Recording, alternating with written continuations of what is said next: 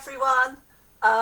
So I've got a new setup, and as we all know, my Facebook lives are. If you can hear me and see me absolutely fine, can you give me a thumbs up?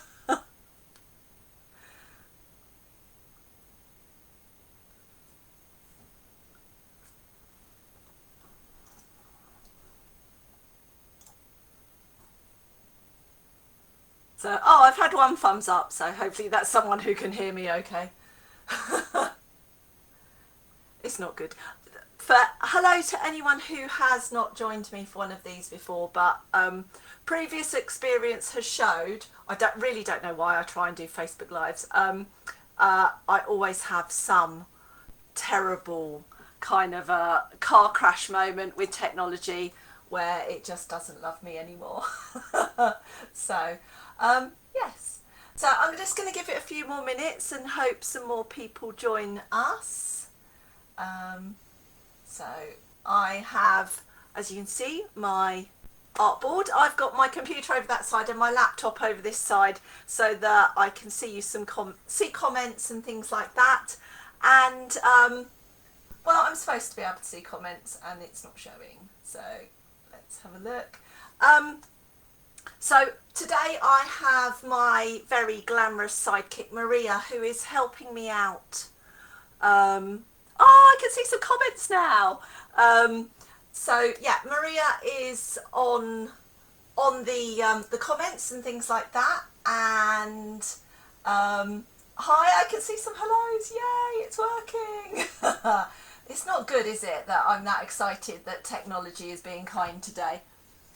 So so I'm going to talk you through what we're doing, and then give everyone a chance to get all set up and settled in. So this is an acrylic session. If you're feeling very daring, you could do this in oils, although you probably need about 3 or 4 days in between two of the sections. What I would aim for, if you were to have another go at this, the recording will be free for everybody. So if you were to have another go, this would work amazingly in oils. My suggestion would definitely be, hi, hello. Oh, sorry, I'm going to get excited and say hi whenever anyone says hi to me. So yeah, basically the technique we're going to be using today is scumbling. And we are going to do something that will probably make you all think I've lost the plot a bit, because we're going to paint our canvas in oranges and yellows to start off with. And then we're going to scumble with blue tones over the top. And what happens is that your colours, because they're the opposite colours on the colour wheel, they will react with each other and actually give you a glow to your picture. So this is a fantastic technique to use for things like early morning lights, sunrises, sunsets, things like that. Have a real experiment with it. It's a fabulous technique that not everybody knows a lot about. So great. So yeah, our YouTube channel is also Easily Does It, and there are some of our previous free painting sessions on there as well. We will put the link up, so don't worry about that. So to start off with, what I'd like everybody to do, if you guys are all ready, is we're going to mix up a kind of Naples yellow colour. So if you've got some Naples yellow, grab yourself some of that. If you haven't, that is just like a pale buttery yellow colour. So we want that, and then we want some orange. We're not too fussed about the orange tone, just a nice vibrant orange. So if you want to mix yourself up some of that, that would be like fantastic. So yeah, if you are going to do, Alexandra, if you are going to do this in oils, what I would suggest, if you want to do it in one sitting, do the first base layer in acrylic paint and then go over it again in oils.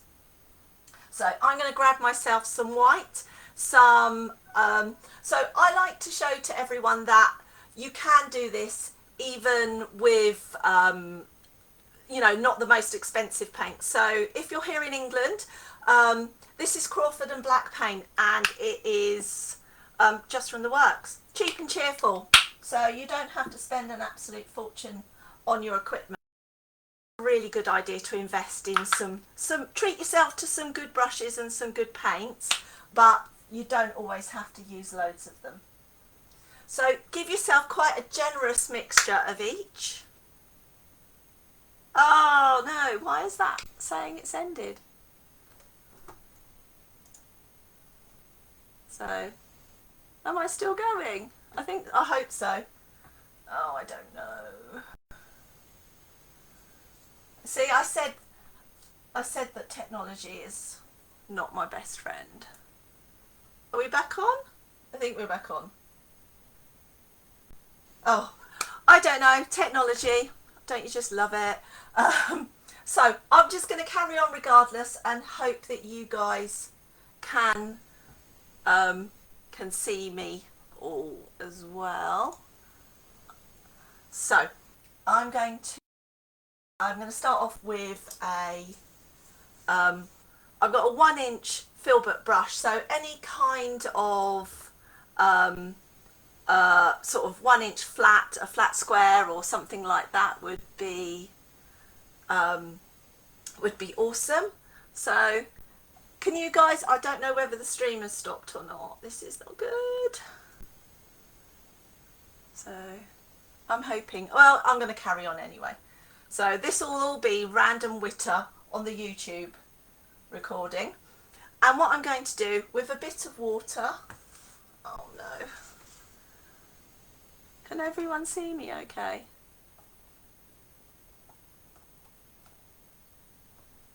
It's all good. Oh, Maria's saying it's all good. Okay, I'll carry on, sorry. Right, so I'm going to take some of my yellow. I am going to, oh, I can't see my video now. I'm taking some of my yellow and I'm going to take some of my white. I'm going to mix those together and give myself a really nice pale buttery yellow colour. So add a bit more water.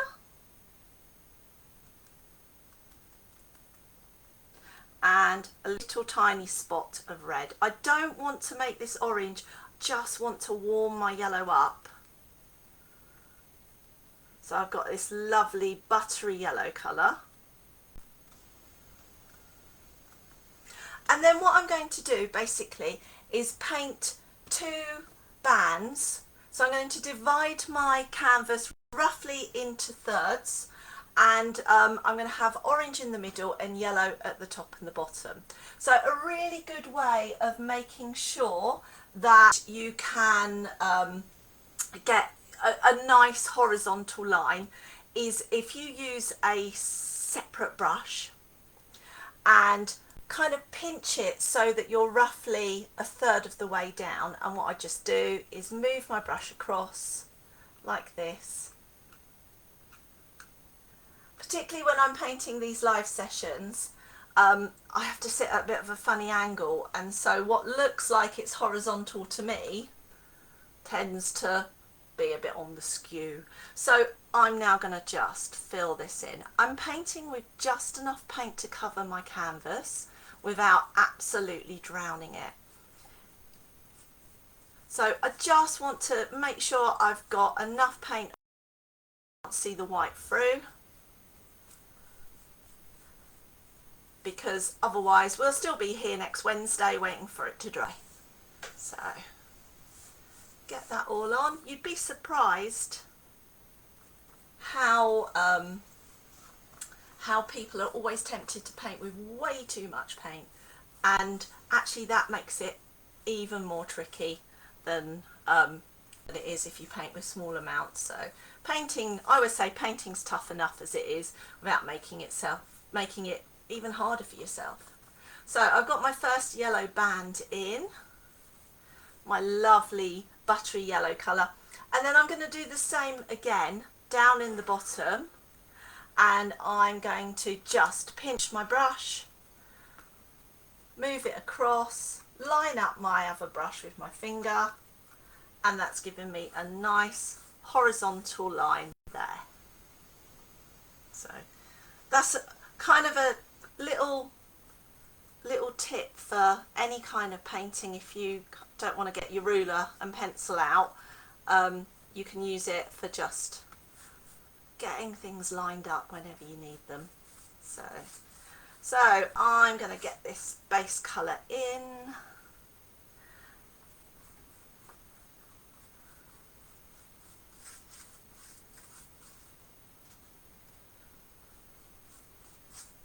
Like this, all the way across the bottom.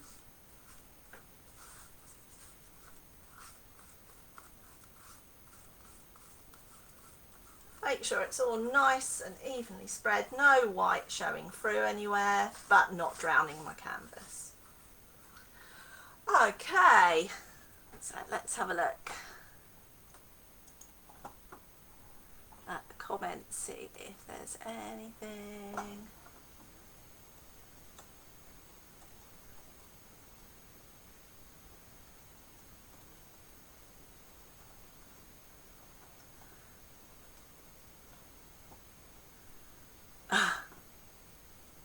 Okay. So once you've got that going and everything's starting to dry off, what I'm going to do, using that same yellow, because we won't really need it until we'll need a bit of yellow at the end for the lamp, but we can mix up a bit more of that. I'm going to add some of my red to my yellow that I've got, and I'm just going to mix myself up a lovely bit of orange. And then what I want to do, add a bit of paint because it's starting to paint, add a bit of water because it's starting to get a little bit on the thick side. Get it really well mixed. And then I think we go even more orange than that actually. So you can see the difference.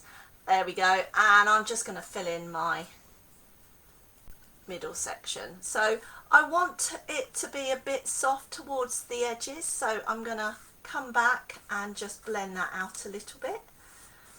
So again, when you're blending, it's one of those things that I think people feel like they need to use lots and lots of paint, and you really don't. It's really hard to control it when you've got loads and loads of paint on your brush or on your canvas. So really focus, if you're a beginner, really focus on kind of limiting the amount that you use. And I'm just, where my yellow is still a little bit on the damp and tacky side, I can just blend that in and down like this. So I've got this lovely kind of soft blend in between my two colours. Okay.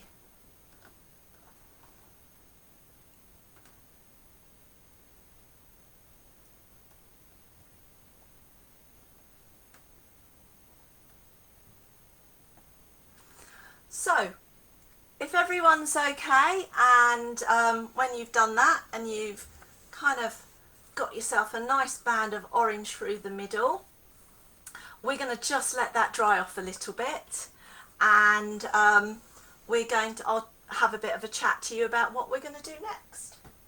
So just as well, if there is any sort of less experienced painters who are joining us today, a couple of little tips for you that you might find helpful. I know some people, they wouldn't even think of this. So kitchen roll really is your friend. Just give it a wipe out, your brush, give your brush a wipe out, get the excess paint out before you put it in your water. The same with oil painting. It just gets all the extra paint off before you clean your brush, and it saves you having to change your water all the time. The other thing is a technique called tonking, and the great thing about tonking is if you have got a bit carried away, everyone gets a bit carried away with the painting sometimes and kind of adds more and more and more paint. If you do and you have too much, take a sheet of kitchen roll. The temptation is always to have a bit of a scrub at it, and you don't really want to do that. What you want to do is just lay your paint, your paper over your painting the back and then peel it off, and if you then turn it over, do that a couple of times, it'll lift any excess paint off of your painting and just give you a chance to kind of rein it back in and start again. Okay, so if everyone is okay, if you want to give me a quick thumbs up to let me know that you're ready to move on.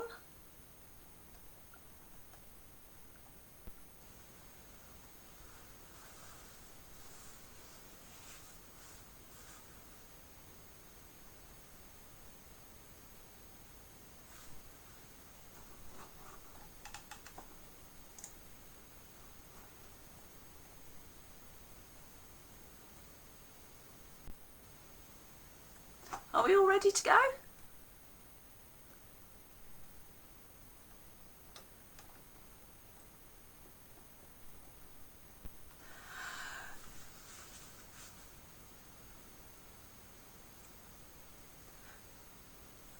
Okay, so I'm not getting any feedback at all. So hopefully you guys are okay, and what I'll do, I'm going to just have a bit more of a chat about where we're going from here, and that will give our paint time to dry. Any of you guys who are still painting in your background, you can carry on, and I can I can have a bit of a natter. So for those of you who don't have never joined us before, we normally do our sessions over Zoom, and so I find these particularly difficult because our sessions are really sociable and we tend to have a bit of a chat, and I can't on Facebook Live.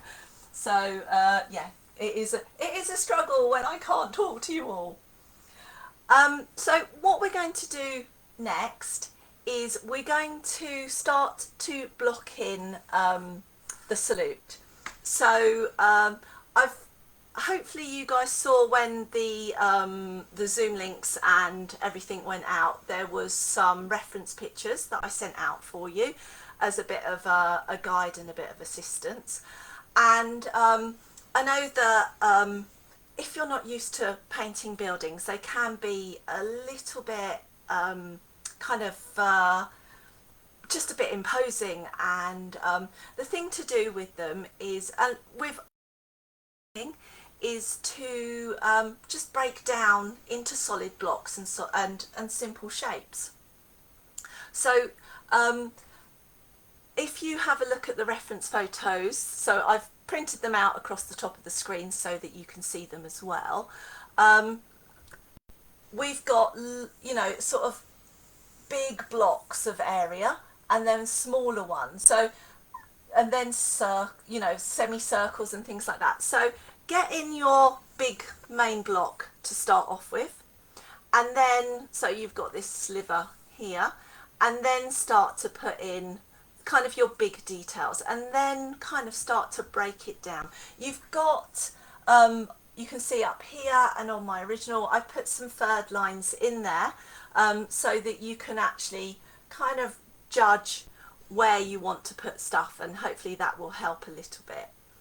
I've given you my original painting and a couple of reference photos, so if you want to tweak the angles of anything, you can do. You've got some options. There's also a few different gondolas as well.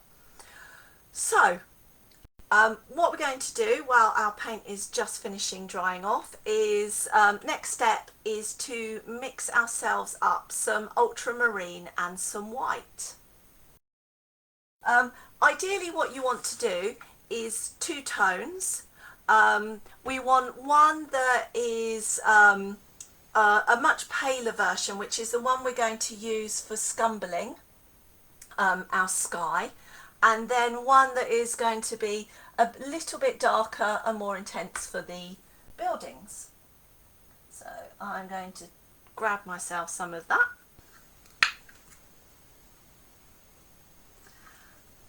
So give yourself quite a generous portion of your paint, because we've got quite a big area to cover. when we do come to do the scumbling, you do need to make sure that your background colour, your oranges and yellows, are totally dry, otherwise you're just going to pick the colour up rather than scumbling over the top. So we're going to block out our building first of all.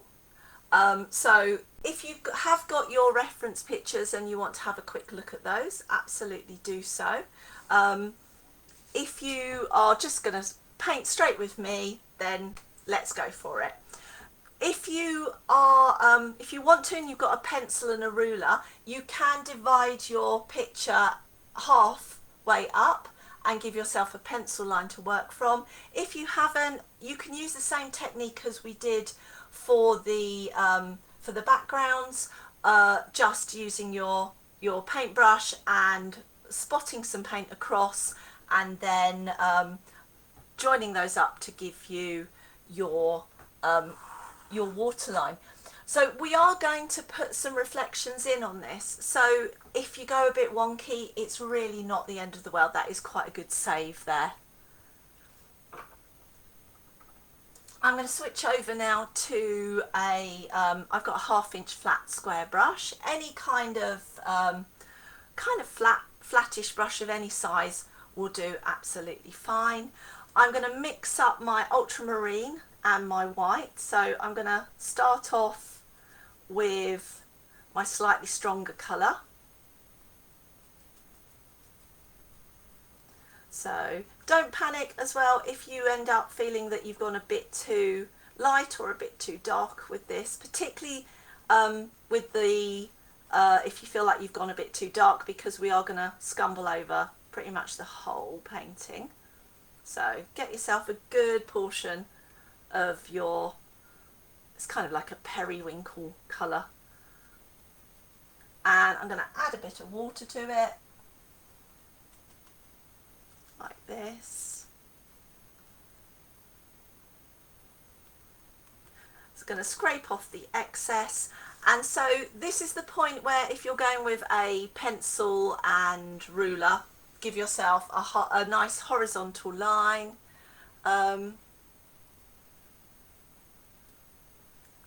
So, hi, is some of you guys struggling with the, so I'm hoping it's not me with the sound. I've got a brand new webcam, so this is where I could be going horribly wrong. I do have fibre, so it shouldn't, hopefully shouldn't be an issue. If it is, it's my lovely new Microsoft webcam that's causing the issues. So find roughly halfway on your canvas, and what I'm going to do is I'm going to skip about 1/4 of the way in on that canvas. So I'm going to leave a little gap, and then where I pinch my thumb, I'm just going to pop across with myself lined up, and then I can very lightly just join those spots up, and that will give me my waterline. Okay.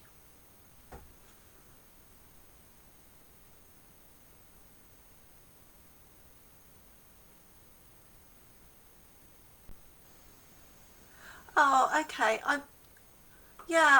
I'm sorry guys if you're having a problem with the sound. This is a new, I've just started with a new setup, and as I said at the beginning, I seem to just be plagued with technical difficulties on Facebook Live, whereas when I do Zoom sessions I have no problems at all. This is a nightmare, isn't it?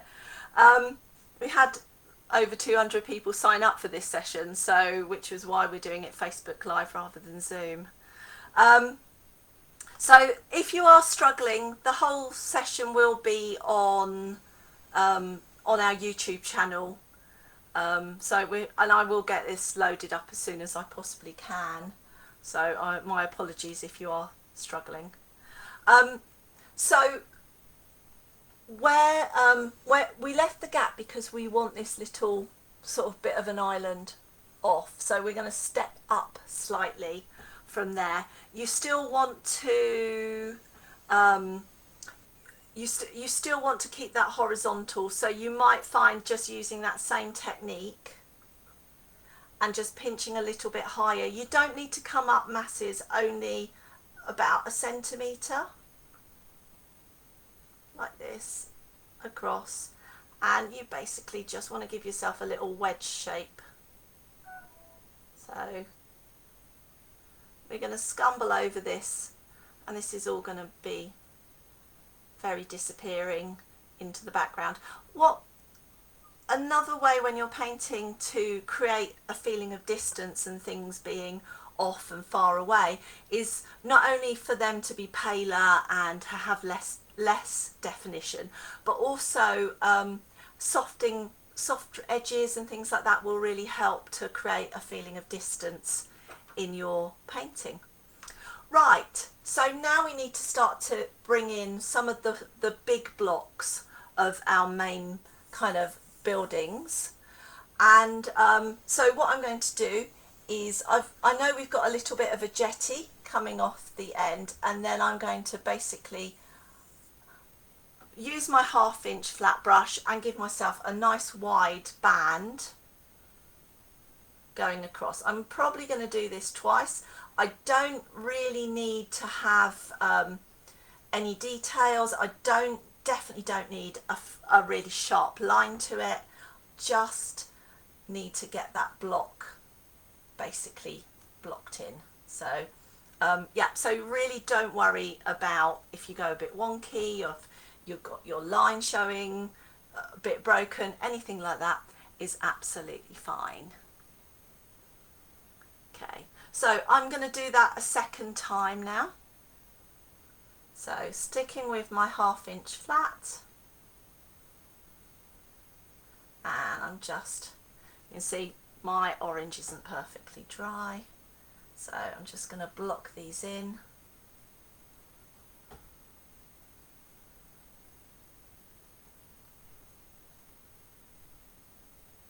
There we go.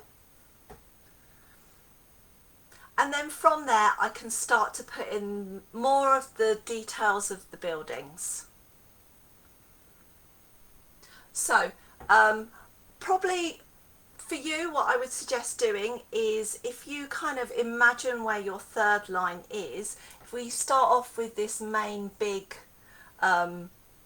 building up here, we can sitting that to the right of your third line, so that's approximately here, we can kind of get that sketched in first of all, and then that will give us a guide for the whole rest of our buildings. So we've got a smaller domed building to the left of that with a gap, so don't forget to leave your gap in. Take that right the way down, because you will fill that in later on. We've got a tower, so I'm going to turn my flat brush on its side and paint with the narrower edge of it. It's always easy, if you're worried about it, go with a thinner line than what you actually want to end up with, because it's always so much easier to thicken stuff up than it is to narrow it down. So I've then got, if I come across, I've got this sort of blocky building. So I know that this comes up roughly to the same line as the gaps in that turret, so I can bring that across like this.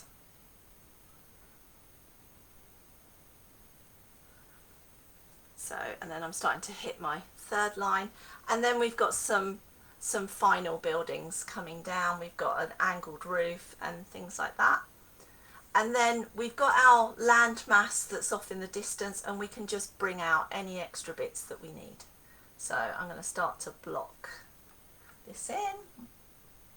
So don't forget, if your paint is starting to kind of thicken up a little bit, don't forget about just adding a little bit of water to it. So we've got a little tower there.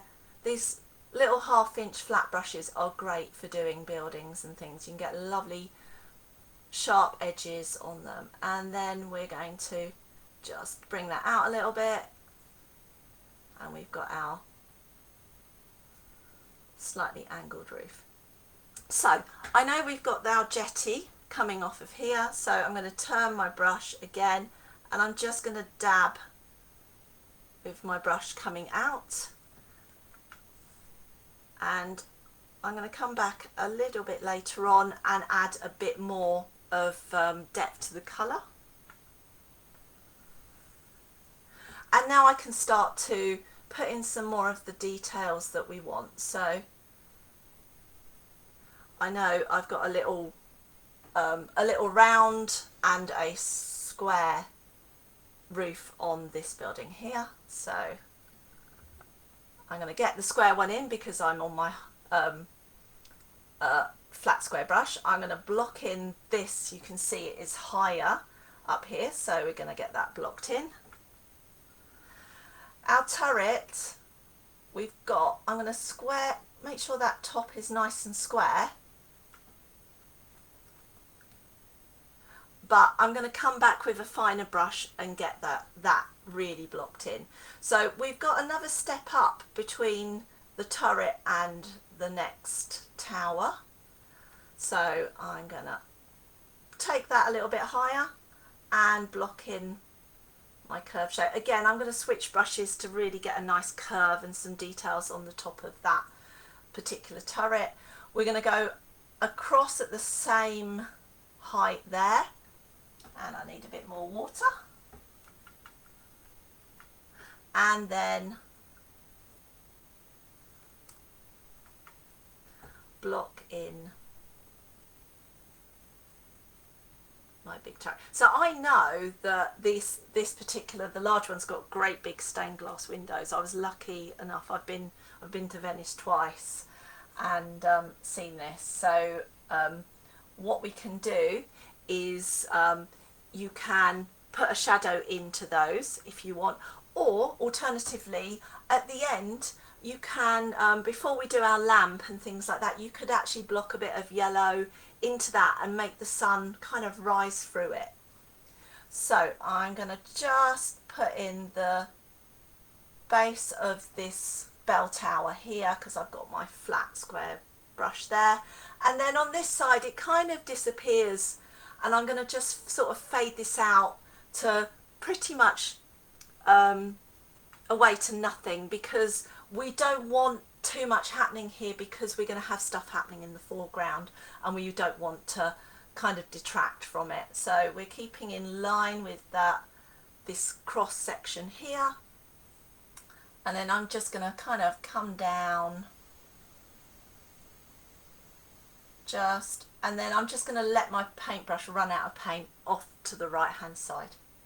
So hopefully you can already see that these colours are starting to react with each other. The blue and the orange, you'll start to kind of have a bit of not strobing, but just a little bit of a reaction between each other. So which is lovely and is what we will be carrying on through with the rest of the painting. So what we're going to do next is actually start to scumble in our sky. We're going to use a paler version of the colours we've just been using, so that's the white and the ultramarine again, and we are going to scumble round, and then we're going to, that will dry really quickly. We're going to avoid the building with the first layer of scumble, and then we're going to get the details in, and then we're going to put our second layer over the top, and that just means that we don't lose too much of the detail. So you can scumble with any kind of brush that you have, but the best one is a hog's hair brush, or something that's just like a bit on the stiff side, something that's got a bit of kind of resistance to it. and what will happen is when you're rubbing, you'll hear, if I do, you can hear my brush is kind of scrubbing at the canvas, and that's kind of what you're aiming for. You can do it with a softer brush, but it just makes it a little bit harder. So I'm going to warn you now, before we kind of get on, the first layer of this always looks rough as anything. So, but by the time you get your second layer on, you'll really start to see the background is starting to disappear. You're starting to get your glowing light, and you're just getting this beautiful texture that's coming on. So things to do with scumbling is you paint with hardly any paint at all, because you don't want to totally obliterate the background. You want to be able to see the background coming through. So I'm going to add a bit of water. I'm going to use my blue that I've used previously, and I'm going to add some more white to it. So you definitely don't want thick paint. So the other name for this technique is dry brushing.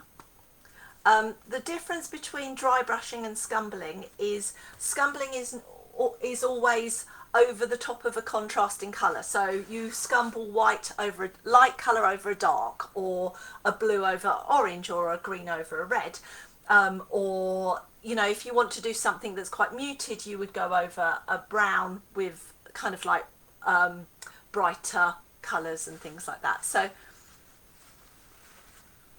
I'm just going to take a tissue, I'm going to take off virtually all of my paint, and just to show you what I'm doing, I'm just going to start to rub like this over. So that's not showing up because of the light, but here we go, hopefully.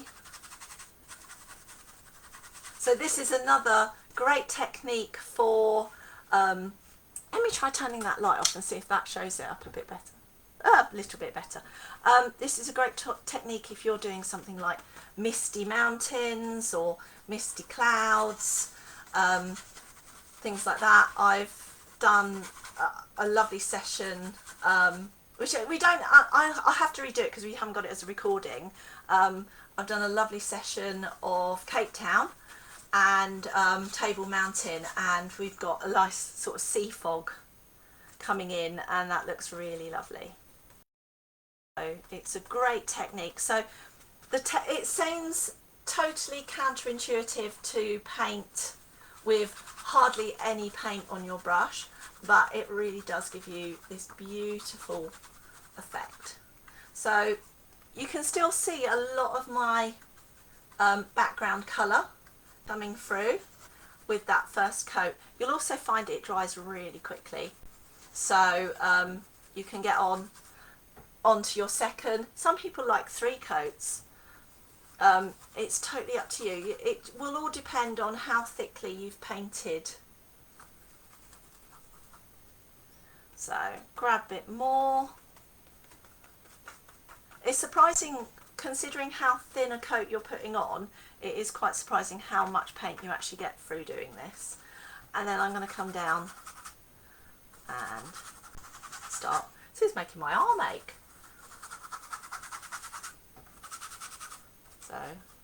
So I do this quite a bit with my oil painting, and I've got a lovely, very expensive hog hairs brush that I have virtually worn the bristles down to the metal doing this. So maybe not one for your best brushes, but a fantastic technique.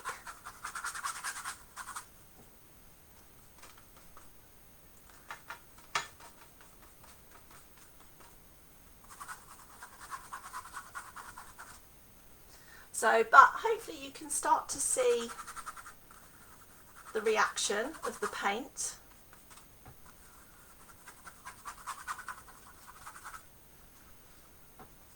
And bring it down a bit more. A bit more white. Take off the excess, and just if you do kind of overdo it with the paint and you get a bit thick with it, don't panic. As long as you do it quickly, you can still tonk. You can still put your tissue over it, rub it, and take some off. So, but you have to do it very quickly because it will dry very quickly because it's such thin paint. So, if you were to do this in oils, then yeah, you've got a little bit more of a leeway and a bit more room with it. So, we've started to get a little bit of atmosphere going on with this painting now. What we're going to do is leave that for a moment. We're going to come back and put in a bit of detail in a minute. I've scumbled round my my buildings. You can scumble over the top, but I kind of quite like having a bit of a glow around it, and I've got a couple of bits that are still a little bit on the wet side. So I'm going to put my brush over to the side because I'm going to come back. I'm not going to wash it out because I don't want this brush to get wet, because then I'm not going to be scumbling and dry brushing anymore. So I'm going to grab myself a detail brush. I have got a number 4 round that I'm going to use, and I'm just going to start to put in some of those more finer details and different shapes that I've got in my building. So I'm sticking with my white and ultramarine.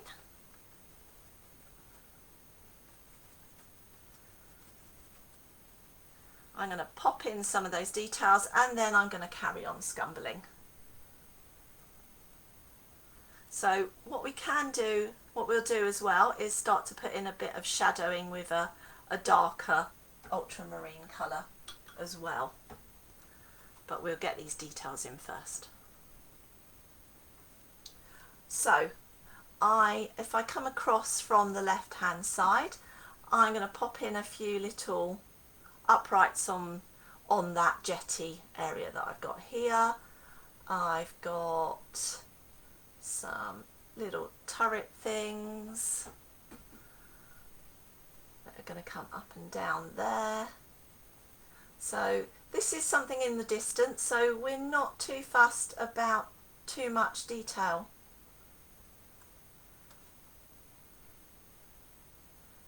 We've got our gondola, we've got our lamp and our poles, so those are the things that are going to be darker and sharper. We've got a little bit of a flag going on there. We've got our block here. We've got just one random upright in the middle there. So, and then we've got our tower. So I'm going to come up, and I've got 4 uprights that are going to go in. I've only got room for 3. It's better always to lose something than squeeze something in where there's not space. So no one's going to look at that and go, oh, from that angle you can see 4 turret, like 4 dividers, not 3. So a bit of artistic license sometimes. Okay, got that in. I'm going to come across, so I'm going to repaint on my semicircle, my dome of this building here. We've got a little bit of a lip just sticking out either side like that. And then I've got, so there's a central turret again, just like with our tower, with a smaller dome on it. And then that's going to go upright. And then I've got, it must be a building that's behind with a second domed turret. So I'm going to take that over to the side. That doesn't come up quite as high as the one on the right. And then onto our main dome. So we've got a lot of sort of details. I think these are the statues that go dome. We've got again a lip, a gap, and then a lip to our dome. Our central small dome here has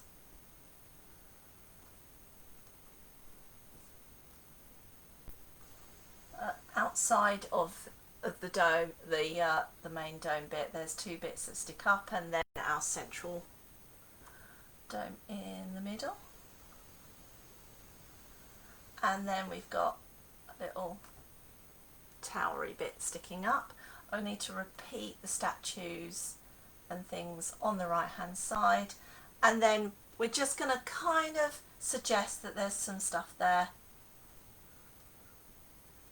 to the right of it, because this will all be the stuff that's disappearing behind our other details. So there we go. So that is our kind of main silhouette all blocked in, and then we're going to have another go with our scumbling. Give that brush a bit of a wash out, go back to my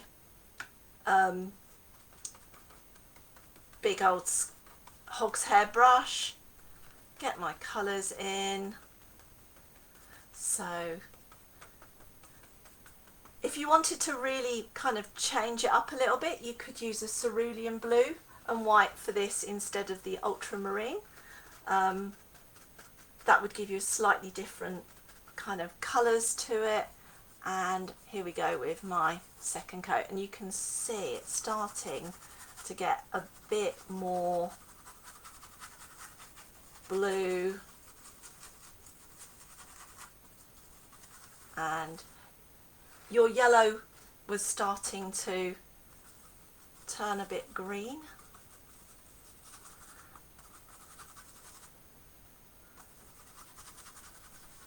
So this is totally up to you if you feel like you're going to need a third coat.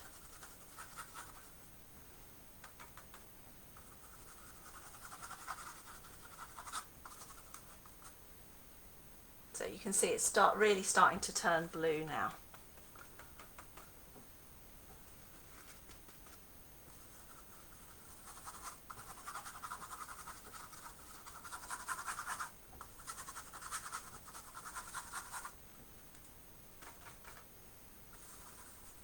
So artists such as Monet use this technique.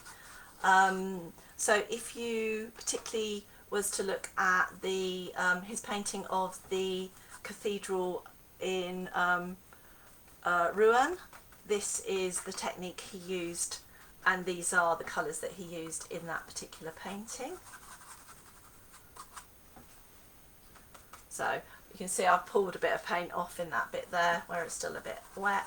Joys of doing these live.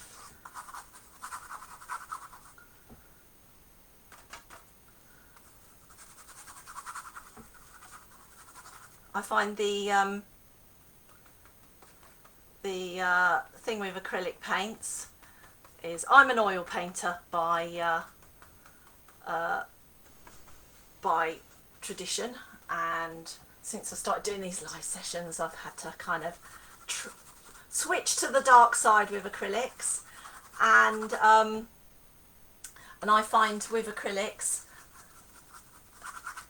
when you want them to dry quickly, they don't, and when you want them to dry slowly, they dry quick. So I think it's the fallacy of acrylic painting, obviously. So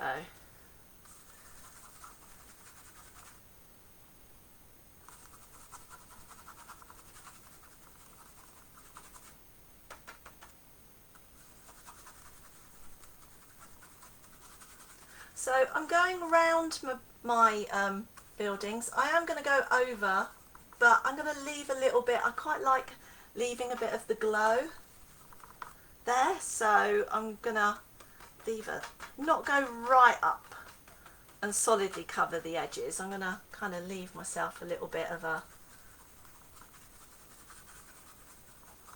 gap around.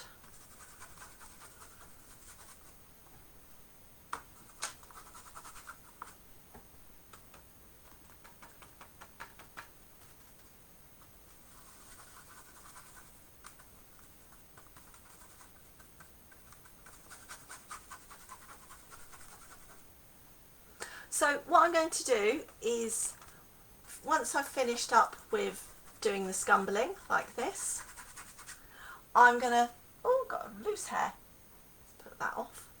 If you do get loose hair on your painting, it's always better to take it off before your painting dries, otherwise it dries with the paint and then you end up with a kind of a bit of a ridge. And I am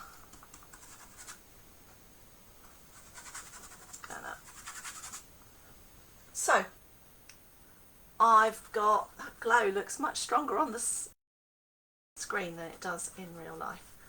So I'm going to leave that for a moment. I'm going to start to put in some reflections and some shadows, and then I'm going to have a look and see if it needs a final coat of scumbling.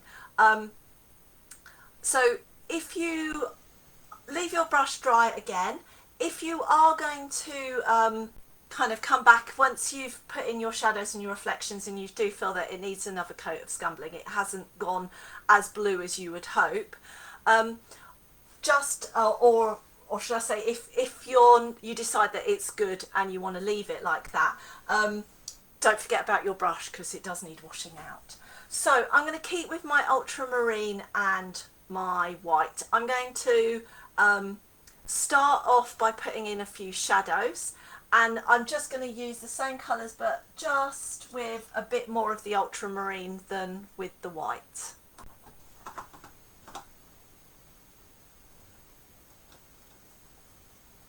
So slightly finer brush and softer, so I get more of a solid colour going on. So I'm definitely gone more that kind of a darker periwinkle than we were using before. So if you're using ultramarine, generally, unless you've splashed out and bought yourself a really good one, it's always good just to add, even if it's if you don't want to lighten it, add a little bit of cerulean blue and it will just help to make it a little bit more opaque and sit a little flatter on your painting. So you could also get some very beautiful shades if you mix those together. So I'm going to start to work in a few shadows.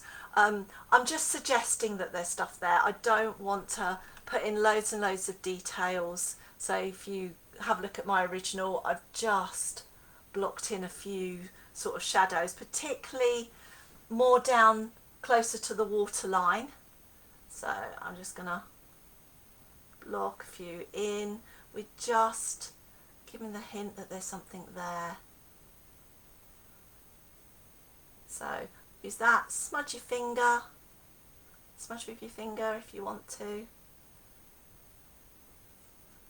So we don't want details in this, we just want the suggestion that there's something there, that it's just not flat.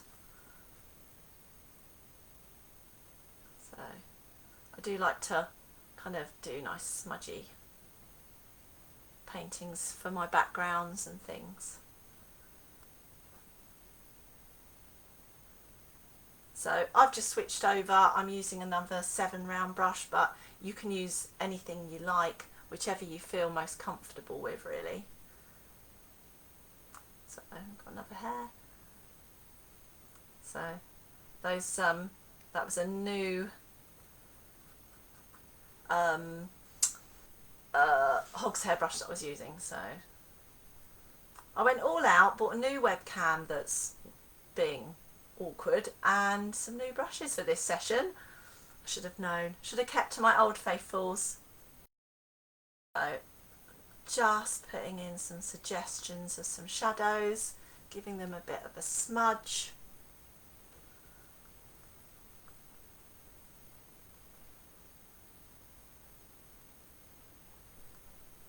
So I hopefully you guys have seen in the comments that lovely Maria, who is giving up her day off to help you guys in the comments today,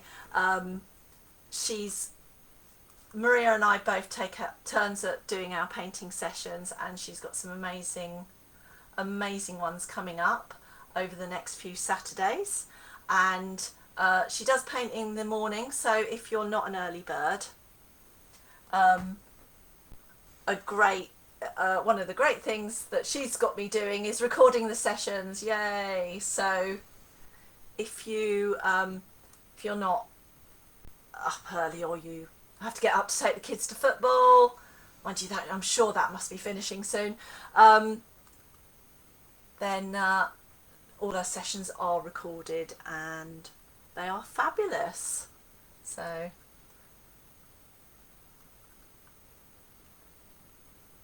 if Maria was my boss, I'd be saying, can I have a pay rise for that plug?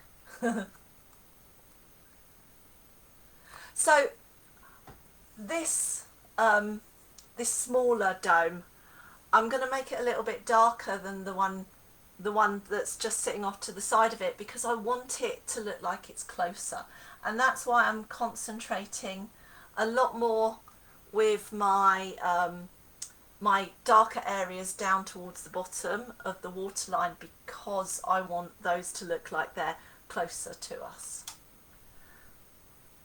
So this is quite uneven and we really want that to be like that. I'm going to switch over to my 1/2 inch flat again for a second, and I'm just going to block in some of these big windows that we've got in the main building. So I'm just blocking those in. I'm just coming down and pulling my brush across so that I've got a nice nice squared off edge to that, and that is kind of one of the things we really want to concentrate on. Do a couple of lines going across, and then I'm gonna just I'm pretty much dry brushing now, just to get a bit more of a texture going on. And you can also just brush a bit into the dome. I'm going to focus that on the right hand side, like this. So we're just letting anyone who's looking know that this isn't a flat shape. There is actually something to it. And then just down into the waterline, fading away on the right hand side. So we've now got some suggestion that there's some buildings there rather than them just being, and that is really what we wanted. So cool. So as you can see as well, where we've got our slightly darker area down here, we've got our jetty and things like that, and then we've got this landmass that's off behind, that's now disappearing into the background, so that's something other side of the lagoon, and not part of our foreground. So okay, cool. I'm just going to rub a little bit more of that colour over. And then what we're going to do is we're now going to kind of go to the other end of the spectrum for our reflections, and we're going to pull some colour down. So if you look at the original, you can see there's some colours that are pulled down, but for this we're actually going to use quite a watery paint. So I'm going to take a little bit of my colours that I've used for my building, and I'm just going to, so you've got a choice. You can use a flat square brush, or you can use a fan brush for this. I'll show you with a fan brush, and then also using a flat square. So, and what you want to do, I'm going to take a little section of my building colour, add some white, get my brush nice and wet, and then I'm going to drag it downwards. So if I apologise if I don't get this perfectly vertical, but I am sat at a bit of a funny angle, so it's hard for me to see. And then you just drag downwards, and you do that a few times with your wet paint. your wet brush, starting at the shoreline and pulling it downwards. So if you've got too much paint on your brush, it will just be solid. So just like we did with the dry brushing, just take any excess paint off, and you're going to drag down a bit further where your buildings are a bit higher. So take your time, just like with the scumbling, build that up slowly. And you don't want those to be solid, you want there to be actual lines forming. So, and you start to get your reflection. So I've got this big domed bit here, so I want a bit more of the reflection coming out.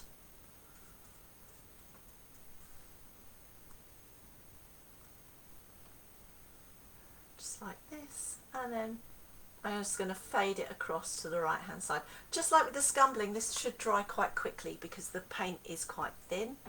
And what you can do is just add a little bit more of your ultramarine, darken it down a little bit. You still want it to be nice and wet on your brush. Dab it off, not too much, and then just come in a bit closer to the waterline with that, just so it's a little bit darker.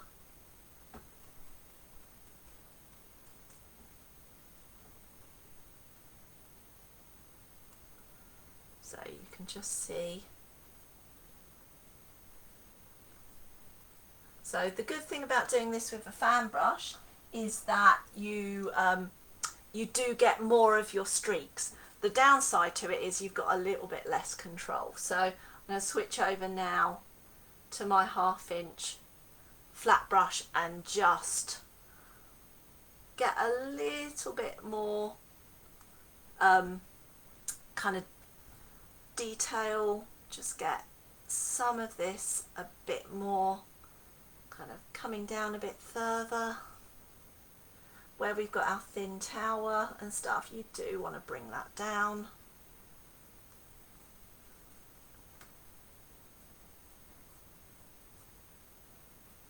But we're definitely starting to get a nice reflection going on there.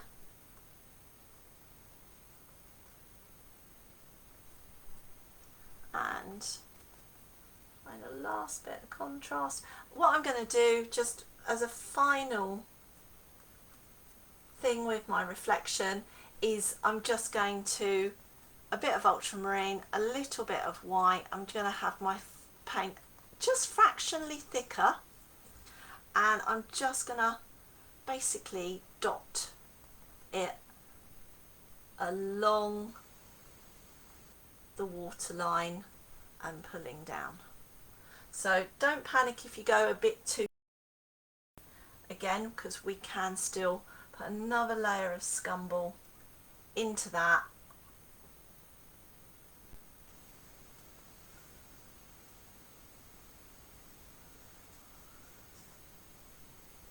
If you've gone a bit too contrasty, so.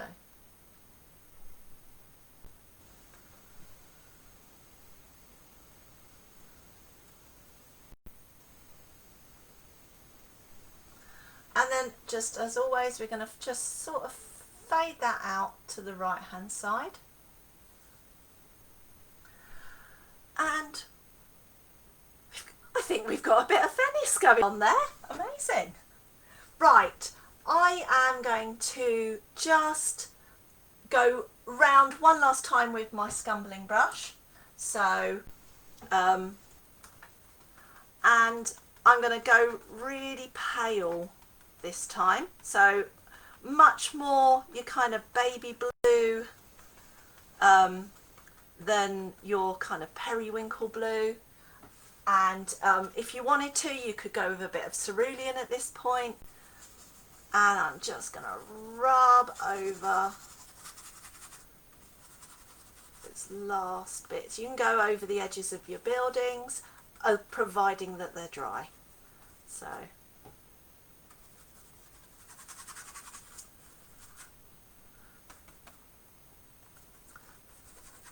So if any of you guys have been and seen an actual Monet in real life, I'm going to just say that thing now, which is you look at a Monet close up and it looks like a big splodgy mess. So if your painting looks like a big splodgy mess right now, don't panic about that.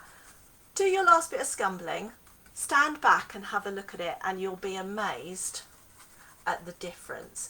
And paintings are meant to be viewed from a distance. So not, unless it's a miniature, they're really not meant to be viewed close up.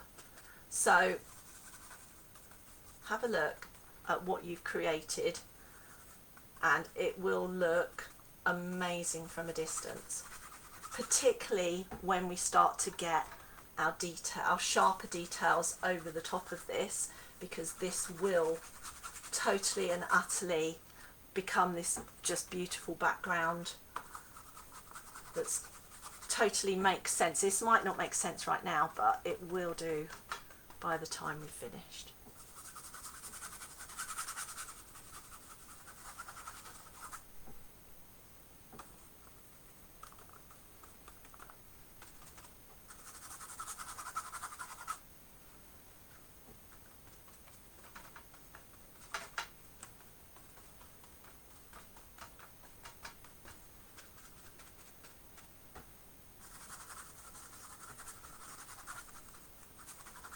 So now where I'm going on with my powder, you can really see the difference in the contrast of that reflection.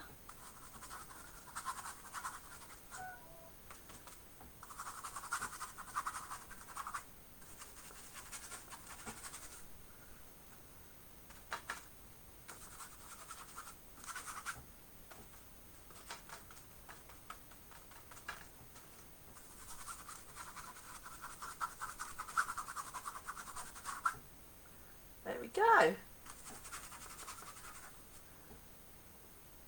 Awesome. Right.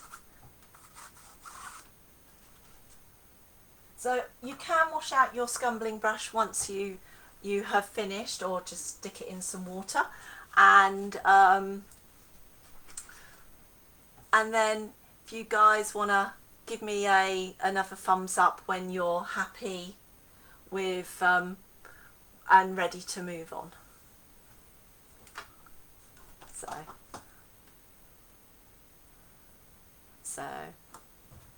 So Maria has put in the comments, we've got a couple more free sessions coming up.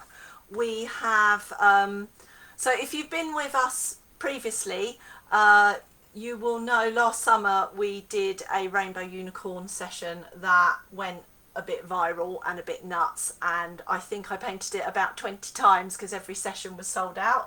So we're running that as a free session over this summer, and also we've got a lovely session that's also done incredibly well for us, which is our drama llama. So please do have a look at those. If you've got kids off for summer holidays, those are awesome little sessions, 90 minutes in and out, and a lovely painting at the end. So we've got sessions pretty much daily over the school holidays, so 10:30 or 2 they are, and we're adding new ones all the time, so you will you'll see some of those on they're all listed on our Eventbrite page, and also our Facebook events. And last plug for the minute is also we do an art pass, which is 5 sessions for the price of 4. We do an adult one and a family one, and we've currently got 10% discount on those, so you can get yourself all sorted. Those work on all of our, I think there's something like 77 recorded sessions that are our back catalogue on our web store, so you can use the art passes for any of those, or any of the live sessions, or the recordings of the upcoming live sessions as well. Okay, so let me see if I've had some reaction. So if we're ready to move on, I am going to hopefully, oh, I can't see any feedback, so I've got the kind of dashboard setup thing going on, so I've got all the technical data where I can see all the frames per minute and all that kind of gubbins, but I can't see any reactions, so yeah, absolutely. So if you're not interested in doing our session, if you don't want to do our sessions, or you're at work and don't fancy a kid one, a really great way of just supporting us that doesn't cost you anything is if you just put interested or liked in our sessions. So the joys of oh, awesome, thank you. The the joys of Facebook is the more people who show interest in our sessions, the more people see them, and the more word gets out that we've got some sessions going on. So awesome. I am going to we'll start to move on. So when I've done this session before, we've left the gondola to the end, and it's been christened the Gondola of Doom because people always have been like, I really like my painting, but I'm scared to do that and mess it up. And now I'm afraid the bad news is that's what we're going to do today. We are going to leave our gondolas to the last minute, but don't panic, guys, because we are going to basically go through it step by step. We do need to put some highlights on our water, and when you're painting anything like something natural, so whether that be trees and bushes, whether you are painting highlights on water, as a beginner painter, it's almost like an instinct to kind of almost place evenly over, and that is something you really want to avoid doing, because that's not really how it works.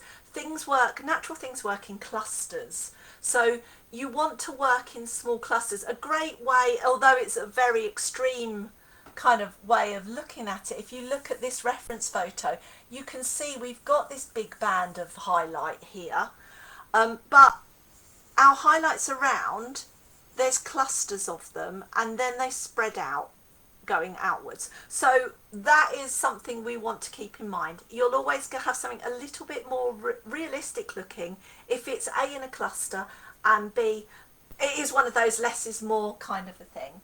So for our highlights of our water, you've got a choice of tools that you can use. So depending on what you have got, work with what you feel most comfortable with. So a good thing to do, if you've got a really nice sharp flat brush, something like, I love 1/2 inch flat square brushes, they are just really useful, really easy tool to have. They're always kind of like in brush sets and things, they're always just really handy, and if you can get one, a nice sharp edge on one, you can use those for your white highlights. So other things that you can use that you might just randomly have around the house. So if you are into your palette knives, you can use a palette knife. I'm going to show you all the different ways of doing this as we go through. A bit of card, great little bit to have in your kit if you've got a bit of old-fashioned business card. These are great for anything, trees, fences. I do a lovely painting where you scrape this to get the effect on bark, so a bark on trees, so that's a great one. And then finally, if you've got one, just drying mine out, is a fan brush. So fan brushes are a little tricky because if you don't hold them perfectly at a 90-degree angle to your canvas, you'll get a bit of a curve. So that you might find just takes a little bit of practice, but I'll show you how to do them with each anyway. So I'm going to start off with my flat brush. We've got obviously this expanse of water, and things that are closer to the building, so close to the middle of the painting, are going to be smaller than the things that are closer to us down here. So what you want to do is with some, I'm going to use neat white paint straight out of the tube, and if you can see, I'm just pulling it over the edge. I like to use paper plates because basically I'm lazy and I can't be bothered to keep washing up palettes. So I'm pulling it and I'm getting a really sharp edge on my brush, and what I'm going to do is just, excuse me while I shift round because I have to sit at this awkward angle, I'm just gonna really lightly, hardly any pressure, dab some white lines on. So if you can't see those, because I know not everyone's got the biggest screen, I'm going to do some a bit closer now. So I'm going to use that same brush and I'm just going to put in, applying a bit more pressure. I haven't sharpened the brush quite so much, and it's just these little horizontal clusters of white paint. So you can see how I've done that. So, and then as I get closer and further down, again, it's more detail the closer you come to us. So these will be a little bit thicker, they'll be a little more contrasty, should I say, and you can have a few more, but don't be tempted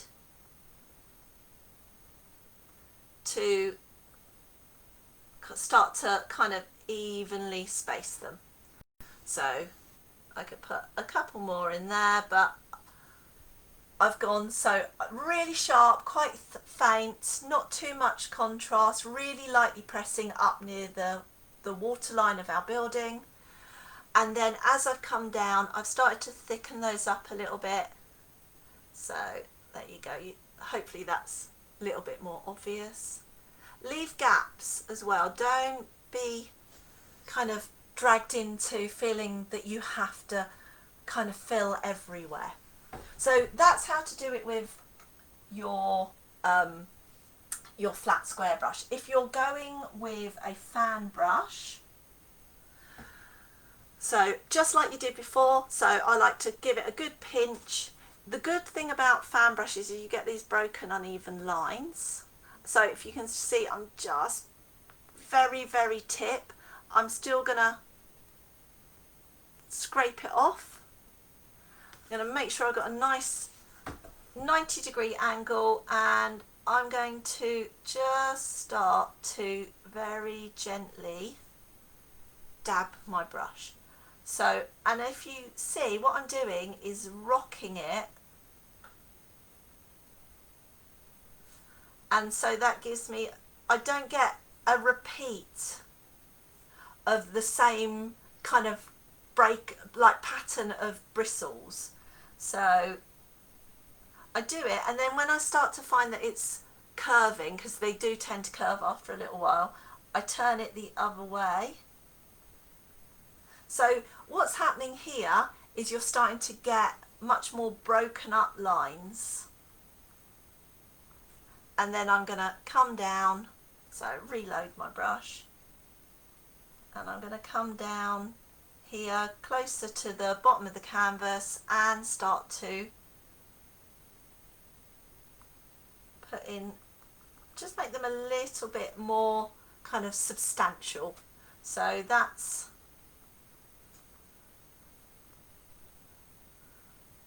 that's how that goes. I do find that doing these hard because like I said, I have to, when I do these, I sit off to the side of the canvas, so I can't see if things are horizontal until I move round afterwards. Okay, palette knife and the card is basically exactly the same principle. Take a bit of paint.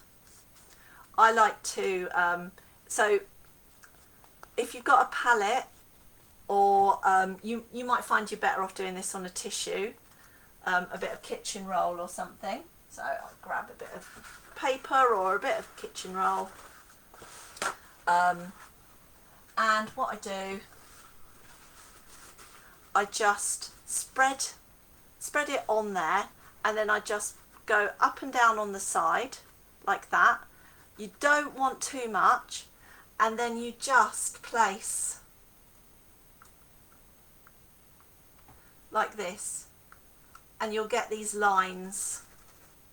So I'm just pushing the side of the palette knife like this. So, and then just once it starts to run out, grab a bit more, spread it along your tissue, dab along the side, and you just put these lines in. Okay, so the card is basically the same principle, so I'm just going to pop a bit more white paint on the edge of my tissue. It's like that. So the great thing about using a bit of card, so I love, if you're in England, send off to Moo to get some, Moo cards are brilliant anyway, but they do really nice free samples. So you can have long lines, so down the bottom of the canvas, you can have your long lines down the long side of your card, and then you can switch it over, hurrah, and your much more distant ones you can do with your shorter edge of card. So there's some techniques for getting your highlights on your water.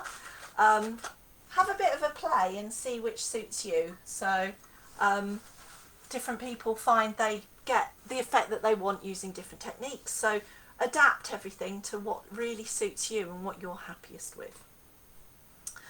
Okay, when you have done that, if you want to give me another little comment or anything like that, so I know you're ready to move on, and give me some feedback as well as to which your preferred method is.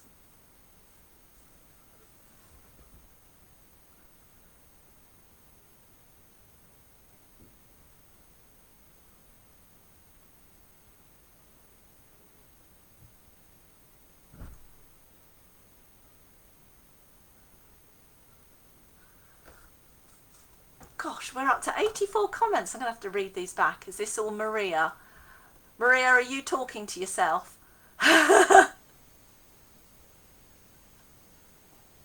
Lots of holiday, I know, and surfers as well. So we've got holiday destinations and surfers, and yeah, I do enjoy being at the sea. So as I can't go, well, we're kind of got a bit more freedom coming up very soon, so hopefully we'll get down to the coast and get in the sea. But in the meantime,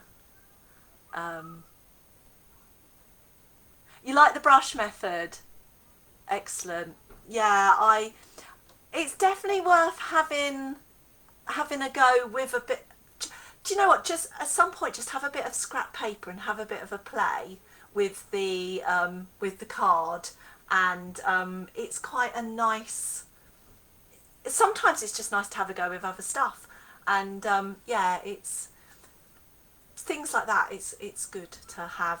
They're great for, you know, like if you've got a little strip of card, if you want a little you're doing a landscape and you've got a field and you want a fence going over, you'll absolutely nail it with a bit of card and that printing method, whereas you paint it by hand, and no matter how hard you try, unless you're a much more amazing painter than I am, it's really hard to paint like really fine straight lines. So me saying that we're going to paint some straight lines soon, so you're all going to be absolutely cursing me. So the next step that we want to do is we are going to leave the gondola of doom to the end, so we're going to work on the right hand side. I know normally we like to work on the left and sort of let that dry and work on the right, but I like to when I've done this painting previously, I've found that it gives you a good kind of idea of where you want to place your gondola, where to balance your painting and things like that. So that's a really nice kind of thing to do it this way. What we're going to do is we're going to first of all block in our poles. So if you've been to Venice, you know they have the poles that they tie the gondolas up to. And what we're going to do is we're basically going to start off with ultramarine and a little little bit of white in. We're going to create perspective, we're going to start off thin, we're going to get thicker as we come closer towards us. We're going to pop some more reflections in. We'll do that afterwards. But the ones that are closer are going to be thicker, they're going to be darker, and they're going to basically drop off the bottom of our canvas. So we're going to do that.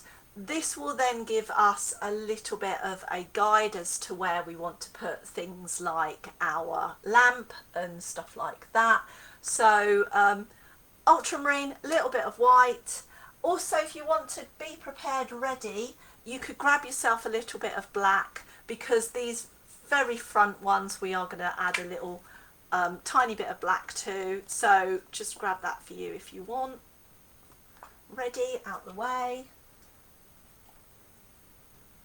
And we start off. So I'm going to start off with a thinner brush. I'm going to go back to my my number 4 round, just for these first couple of poles that are the most furthest away from us. If you're very skilled with your brush and you're very confident, you can use your flat square 1/2 inch brush, turn it on your side, and you'll get a lovely sharp edge that way. The only thing is that if you're a little bit sort of new to painting or a bit heavy-handed, you might find that you start off with a very thick pole, and then it leaves you kind of with nowhere to go from there. So I'm going to start off with my first pole. So the blue that I need, I don't want it to be as dark as this front one, but I need it to be darker and stronger than the darkest colour in the salute, because we want this to look like it's closer to us. So pop your first pole in, have a look at it. Ideally, I always say jump up, have a look from a distance at your painting and see whether your contrast works or not. If you're sort of limited with space, or like me and you've got webcams and laptops and ring lights and things like that, leads everywhere, what you can do is, let's move that one out of the way as I turn that off. What you can do is take a photo with your phone, and you'll get the same kind of impression as you would with looking at it from a distance. So painting straight lines, if you haven't really done much of that, you want your paint to be a little bit more fluid, so add a little bit more water to it. You don't want it as wet as we did for our reflections, but you do want it just a little bit more fluid than you would paint with normally. And if you are painting a vertical, what you might find really helps is if you sit the heel of your hand on the edge of your canvas, if you're painting on a canvas, or if you can, you've got like something that you can run your hand along, you might find that actually that really helps you. So I'm going to sit the heel of my hand on the edge of my canvas. I'm going to start up from the base of the painting, and I'm just going to run my paintbrush up, do it a few times, give it a turn, and you'll get a much more straight line than you would if you were just trying to do it freehand. So that's my first line. I'm kind of looking at that and thinking there's not enough contrast, so I'm going to darken it up. So my old art teacher always used to suggest having little scraps of paper and painting on the edge of those on the corner and letting them dry, and then holding them up to your painting, because the colour that you see on your palette is not the colour that it will look when it's reacting to the paints around it. So what you might think looks great on your palette is actually too blue, too strong, too weak, anything like that. There we go. So that, and that has brought that right forward into my foreground, which is what I wanted. So I'm going to just square that off a little bit. That's my first pole in. I'm going to come back in a minute. So I'm going to leave a little tiny bit of that paint over on the side of my palette for me.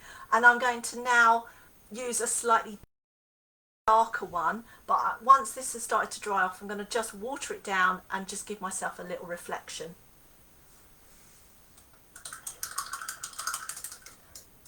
So up to you. If you feel confident enough to use a thicker brush for this next one, then absolutely.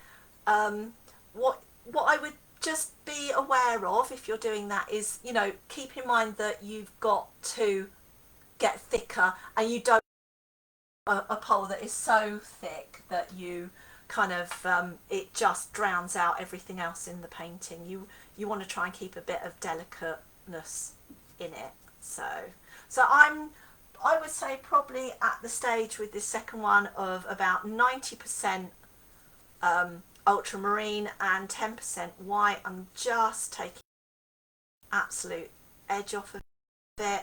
I've absolutely like watered this paint down, that it's fluid but not like watercolour.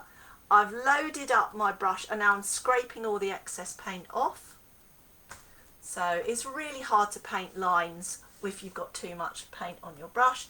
And the other thing is, you don't have to keep everything.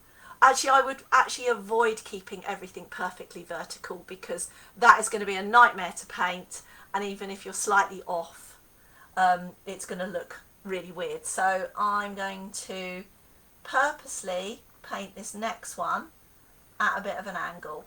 So I remember when I was there that the poles do kind of lean, they start to fall over and things like that. So I'm going to use that to my advantage and make my painting a little bit easier.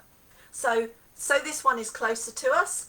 I'm going to paint my line a little bit thicker. I'm going to paint it a bit longer so it's closer to us, so it's taller and comes down a little bit further. And my colours are just a little bit stronger. And I'm going to repeat doing that with each one of my strokes. So my next one, I'm going to go pretty much pure ultramarine. The other way of creating the impression of sort of things coming towards you is to have them overlapping. So this next one I'm going to put at more of an angle, and then I can cross it over. So I'm going to start lower. I'm going to apply a little bit more pressure. I'm going to make it a bit taller. Like that. So I've got these ones leaning, and I'm going to just take a moment, make sure I haven't got too much paint on my brush, just square off those edges. Like that. Okay, my next one I'm going to add a little tiny spot of black to. I don't want to go sort of navy yet, I want to just take it down one tone. Add a bit more water if you feel like you need it. And then this one I'm going to go a bit more vertical. I'm going to get my line in, so this time I'm running my little finger rather than the heel of my hand down the side of the canvas. And I'm going to get my line in. Remember to take it down to the edge, or sorry, down nearer the edge and higher along the side. Square that off.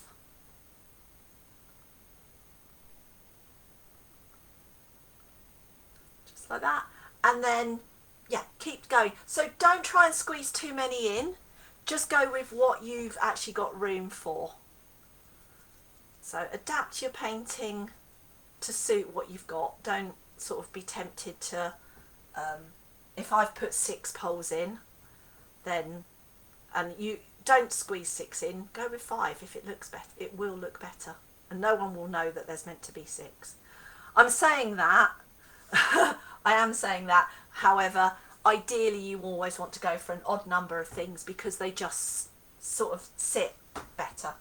So for this last pole that I'm going to do, I'm going to turn my brush on its side. I'm not going to press hard though, because I don't want a massively thick pole. I just want one that looks like it's in the foreground. I'm going to get as much of that post in before my paint starts to run out, and then I'm going to turn my brush over. So I've gone over that pole that's behind. So again, I'm repeating my message that this is closer. So, and then it's up to you. If you've got enough room to pop another one in, you can have one. So you could actually go a bit more black, a bit more strong, and you could have one just kind of coming and then just going off the edge of your canvas. So just going out of your picture like that. So that's some poles. You can put as many or as few in as you like. You can really have them going off into the distance a bit more. And what I'm going to do now is I'm just going to go back to a number 4 round brush, and where I've got my colours that I've used, I'm going to just water those down a little bit, and I'm just going to pull some lines coming down from those posts that are in the water. Just give myself a little bit of a reflection in the same way as we did with the shoreline, the waterline over there. So cool. What you can do is with your white, once these have dried off, you can put some white lines, some more ones, add some down closer to the shore and over the top of your reflection, and that then tells anyone who's looking at your painting that this is a reflection in the water. So you're kind of just, painting is about repeating messages and reinforcing messages all the time. So that's what we've done. We've made things that are further away are paler, smaller, more indistinct, less detailed, fuzzy around the edges, and as they've come closer, they're stronger and deeper in colour, and sharper edges, more details and things like that. Right, the next thing we're going to do is our lamp. And just to make it easier for you guys as well, the trick with the heel of the hand down the side of your canvas, you can use that again. If you've got a pencil and ruler, you can go with that and get your line drawn in, and then paint over that, rub it out. I always leave it at least till the next day to rub out anything like that, because I've too many times I've kind of thought my painting was dried, gone to rub it out, and big smear across. So I always like to leave it until the next day. And actually, I always like to come back and look at a painting. Don't fiddle with it the day you paint it. Fiddle with it the next day if it needs anything doing. So we're going to use the same principle for the line for our lamp. So if you have a lining brush, if you're wondering what that funny brush you have in your paint kit with the really long bristles, that's what this one's for. If you don't have one of those, it doesn't matter. I would definitely put one of those and a fan brush on your Christmas list. They're not expensive, they're only a few pounds, but they are really handy and they will make your life a lot easier. But any thin brush, as long as it's thinner than the line you want to paint, because it is really difficult to paint a thin line with a fat brush. So if you've got a lining brush, use that. But the basic principles are the same. You just want your paint to be that bit more fluid than you would use normally, so that it spreads further and easier. I'm going to go with just pure ultramarine for this. So no other colours. just pure ultramarine and water. Get it to a nice consistency. So I would say, I think the easiest way to describe it is if your normal painting consistency is yogurt, then your line consistency is milk. So if that kind of gives you hopefully a bit of an idea. So with my ultramarine, I'm going to be brave. I'm going to line up the heel of my hand. I'm going to start down at the bottom of my painting, and I'm just going to go for it. So lining up. A lot of people find that actually breathing out while you do this is really helpful. And I'm going to stop before I get to the top. So everyone's going, oh no! So yeah, doing lines is not that hard as long as you just remember to keep the consistency of your paint right and to not have too much paint on your brush. That's really is the key to it.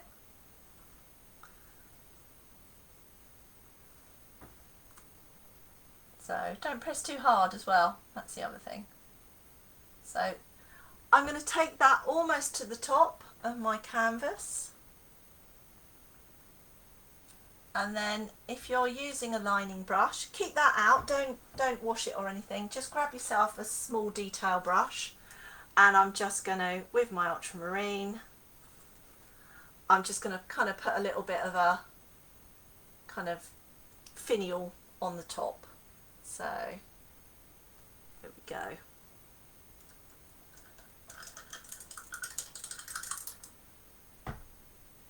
We've then got this kind of arm that comes out. So this was I looked for reference pictures from actually from my own photos of Venice, and I found this beautiful street lamp. So it might not, we've been a bit, you know, artistic license with it and taken one from a place where it wouldn't have been, but it is still Venice. So so what we're going to do is basically look to line up the top of this arm with the finial that we have, and we're going to do a sweep down and then a second sweep that's going to come. So have a think before you start about where you want to have the placement of your lamp.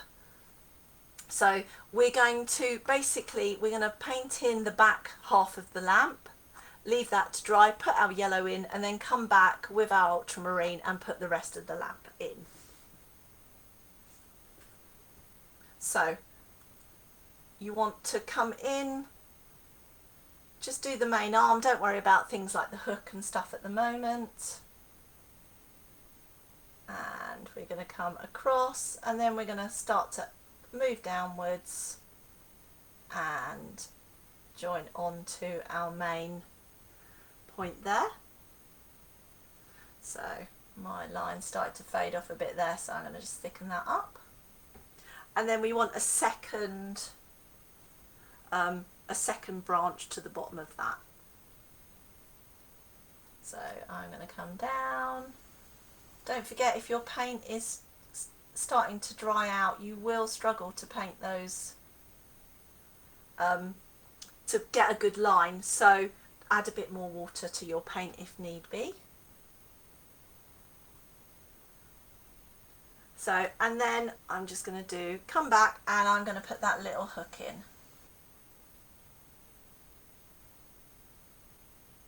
So there we go. So we've got a bit of that. You can see on my original I didn't have it, but my placements are slightly different again. So I've got a bit of my hook going over my building in the background, so that's great because that is again reinforcing a bit of perspective and giving us some depth to our painting. Okay, so we're going to pop in basically the back of our lamp, and what we'll do is we're going to sketch in this flattened triangle and the sort of the thing that it hangs off of. We're then going to put in 3 lines in the background. Leave those to dry because we're going to brush yellow over the top of those, and we can start to actually have a look at our gondolas while the yellow is starting to dry off. So keeping with my thin detail brush and just ultramarine, you can go with the slightly thicker normal consistency of your ultramarine again. So you want to make sure first of all that your little hangy line is nice and lined up with your upright post. And then what we want to do is a nice horizontal line from that, which is going to be our really flattened off triangle. So at the moment we're just sketching that in for later. So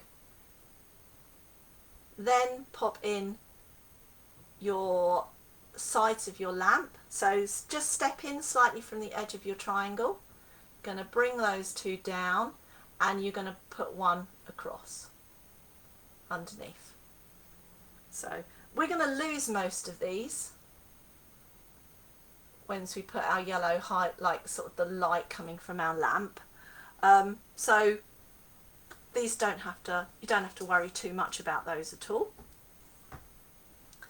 And don't worry about filling in your triangle at the moment either. We will tweak that, and we want that to be really contrasting against the yellow of our lamp, of our sort of the light coming from our lamp. So really don't worry about that.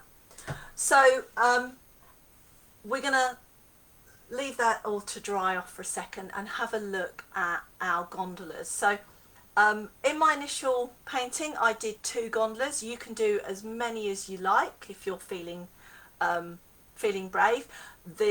The key to those are just keeping in mind that the further up your painting they are, the smaller they get. So if you've got one right up here, it's going to basically not be much more than a tiny little speck, and as it comes down they're going to get bigger, and then you're going to have like your really big one down near the front here. You've got some reference pictures that I've sent through and a close-up of the actual gondola. So when you think about doing things like the gondolier, don't think about having to put every last detail of them in.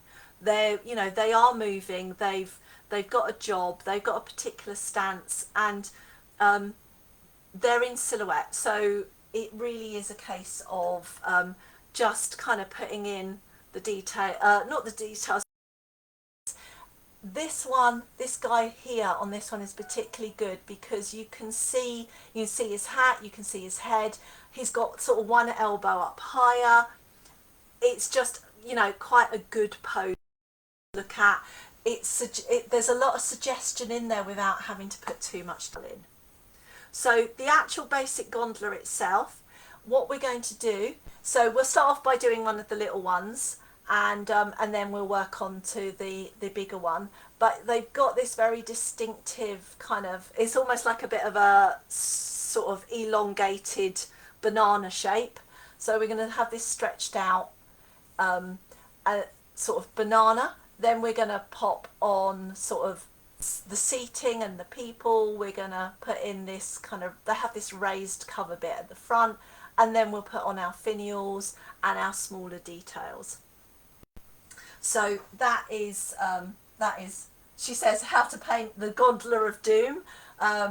So as before, go with a thinner brush than you want your lines to be. Don't press down too heavily. Press down too lightly. Press down too heavily with your brush, and you'll keep your thin lines. So we're going to start off with our one off in our distance, and we're going to basically do that in just ultramarine. So go with your fine brush, go with a nice detailed one, and I'm actually going to go with one that's a bit finer than the one I was using. So I've got a real detail brush that I've totally obliterated the number, but it's a real kind of tiny, like I would say like an O or something like that. And I'm going to So pop my little one in the distance. You really don't the detail on this, it's just the basic shape. So I'm just going to do a little horizontal line like this, which isn't showing up on the screen at all because it's so small. Okay, so I'm just gonna, with a little bit of a dot for a person and a dot for each kind of finial. And then if I was to go for a still one, so I'd go down a little bit further. So say I was to put 3 in, I would come down, I would still have that just slight banana shape, well, elongated banana shape. I would put just the little tiniest dot to show that there's a person stood there, a little bump in the middle, and the tiniest touch on the ends for my gondola. Now for the bigger one, so this is going to be darker, so we're going back to our ultramarine with a little spot of black for this. So we want this to be darker than just pure ultramarine, but not as dark as our darkest poles here. And first thing we're going to do is we're going to sketch out, so we're going to mark where our boat hits the water. So get yourself a line, popped in. So these are, you know, really quite, these boats are quite long. So kind of keep in mind when you're doing this. And then we're going to curve up each side. So I'm doing this one, I like him, I found him after I'd done my one, so I'm going to just change the angle of him, and so that he's kind of not so square, not so horizontal, and I'm going to come up like that, so it curves up and then becomes vertical. And the same on the other side, so it does actually curve up and out of the water, curves upwards, and then it will become vertical, so you get a bit of a vertical line like that. I'm then kind of going to do a pretty much parallel line, so these are quite long and thin, and as all painting of anything like that, get the almost like the skeleton in. So if you go thinner, if you're a bit nervous about it, go thinner than you know you want to end up with. Let's add a bit more water. Yeah, so we're going to go a bit thinner, and then we can kind of add a bit of meat onto it afterwards. So it's easier to add than it is to take away. So I'm going to fill this in now, and I'm filling this in because I actually want to have more of a gauge of how much more I need to add to it. So don't forget, we do have to put a reflection into this, so if you do kind of have a bit of a wobble with it, it's not the end of the world at all. So it is not the gondola of doom.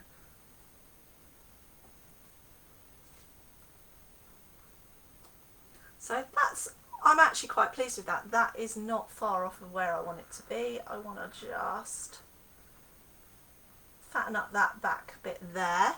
So then we've got things obviously that are happening in the gondola.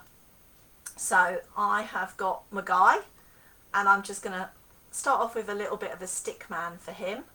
So he's leaning forward, we've got a bit of a body, we've got an elbow coming out, and then a head.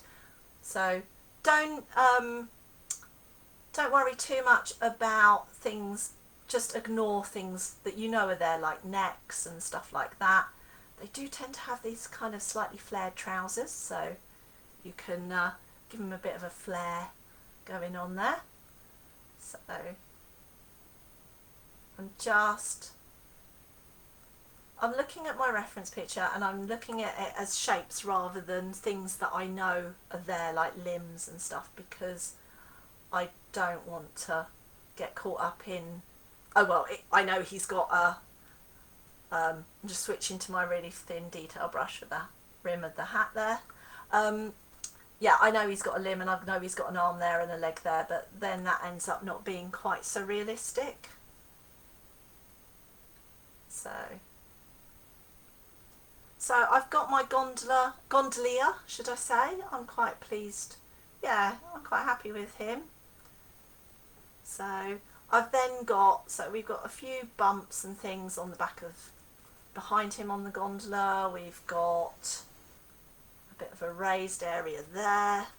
Then we have our seat. So we're going to have an arched kind of upwards thing, and then I'm going to just basically put two blobs with no neck that goes into shoulders, which are our people who are sitting in our gondola. And then I'm going to come across a nice straight line, and then they have that cover over the top, so they go up at the front and then kind of before they reach their curl. And then what we need to do is our finials, so they all have this very distinctive kind of finial bit that turns outwards. So make sure that you get that shape in, and that really does kind of make it look like a gondola. It's those little bits on the end. And then final thing, and actually if you wanted to, your bit of card is, this is the perfect moment of glory, so you can use a fine brush to paint in your gondolier's pole, or you can use your bit of card. So if you're going to go with your card, just remember not to have too much paint on there, because you don't want it to kind of be thick and blobby. And what you can do, so you would have just a little bit of your pole like that, and you can see I've just added a little fine line to that. I tend to have, I didn't plan this bit, so this was one of those, oh, I could do that, that would work really well. So there you go, that's his pole there. And then I'm going to just use my really fine brush, and just, they have like a support on there, so I'm just going to put that up. Again, I don't want it to be too thick, so there we go. Fatten up that head. She had a very thin head, whoever that was. So that is our Gondola of Doom put in, and just like we did before, we're just going to wet down a bit of paint, use a smallish detail brush and nice watery paint, and we're just going to pull some reflections down. So don't forget where your boat leaves the water line, you're going to move that up, so as well your reflection's going to come off. So if you can see that there, and then I'm just going to, so once you've got those end bits in, you could actually go back to something a bit more chunky like your 1/2 inch flat brush, and just pull down with those middle bits here.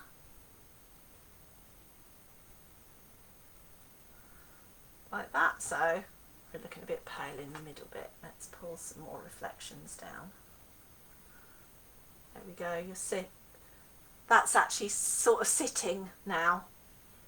Okay, so once that has dried off, we're going to come back and we're just going to put a little bit of a wake in the water, so he looks like he's moving rather than sort of floating on a bit of a mill pond.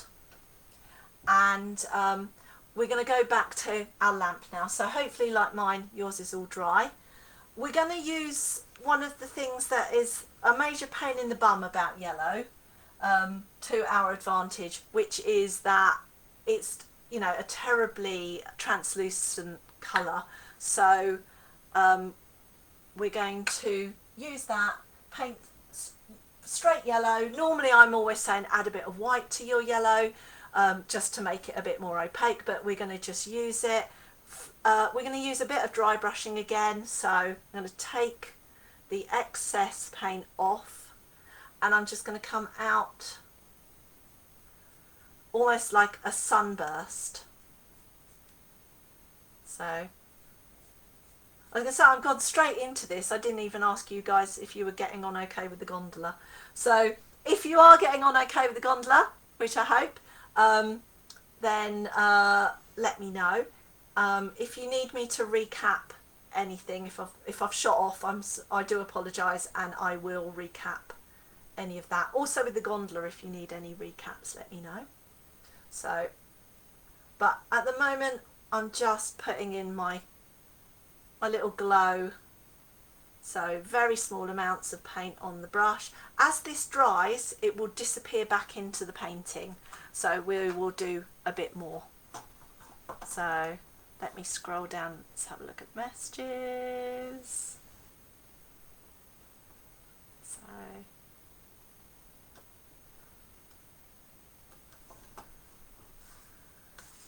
cool. Okay, so already I can see mine has started to dry and disappear back in.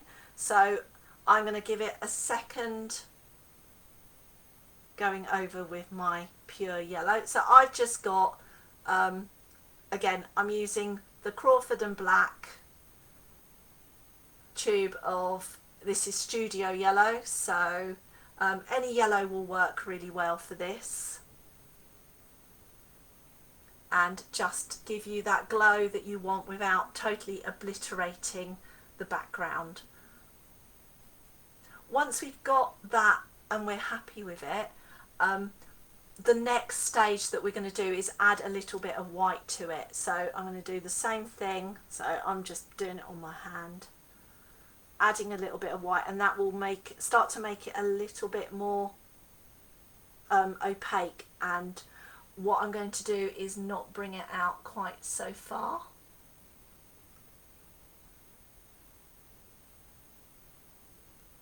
So for anyone who was still doing their gondola, I've just started off with just pure yellow, just brush out, and then I've done 2 layers of that with a very small amount of paint on my brush so that the background is really showing through. You can still see the buildings and everything that are behind it, and then I've gone over it with a bit more yellow and some white. So back to that kind of buttery Naples yellow colour that we were using at the beginning.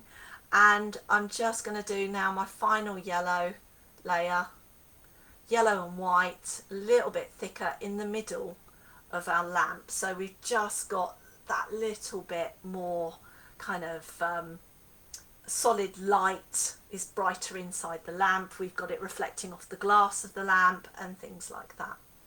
So that is our lamp done. You can, if you want to, wait till this is dried, and you can put a few little white beams coming out if you really want to. I like it personally just really with that glow. But what I'm going to do, I'm not washing my brush out, I'm just going to scrub it on a tissue, get the yellow off. I'm using just a nice chunky, what is this, doesn't say on it, chunky round brush, sort of medium size, and I'm just going to, with some white, just press down in the middle of my lamp. It's going to pull some of the yellow off, and I'm going to have white areas where the white is brighter and some where the yellow is showing through, but that just gives me the impression that there's my lamp there, or my bulb there, without me putting a really solid white spot in there, which I don't particularly want to do. I just want to make it look a bit more realistic, whereas a bulb you would have different shades in there. So while we've got the white out, you could also put the wake of your gondola into it. So it's almost like a bit of a V shape coming out from the back. You can also put some white, sort of like a couple of lines, you know, like we were saying about putting lines across your reflection of your poles. So you can do that. Let me find my brush for that. So I'm just going to use just straight white, keeping that sharpened edge, and I'm just going to don't be tempted to go too wide with your V. You're still predominantly kind of going to come horizontal, but you just want to add a little bit of reaction with the water like that. And I'm also going to just put a few little bits of water going, like highlights in the water, going across the shadow of my gondola, and also across those bits in the poles, so that we know that those are reflections. And then finally, oh, my voice is starting to go now. Finally, we're going to put in the darkest section of our lamp. So we have, so basically echo that that area that we did, the sort of squeezed in at the bottom rectangle, and also block in our the top of our lamp. So that would be cutting out all the light, so we want to have a really strong contrast there. I'm going to stick with just my ultramarine that I've used for the upright post, and once you get that contrast in, that really starts to lighten up the bulb underneath. So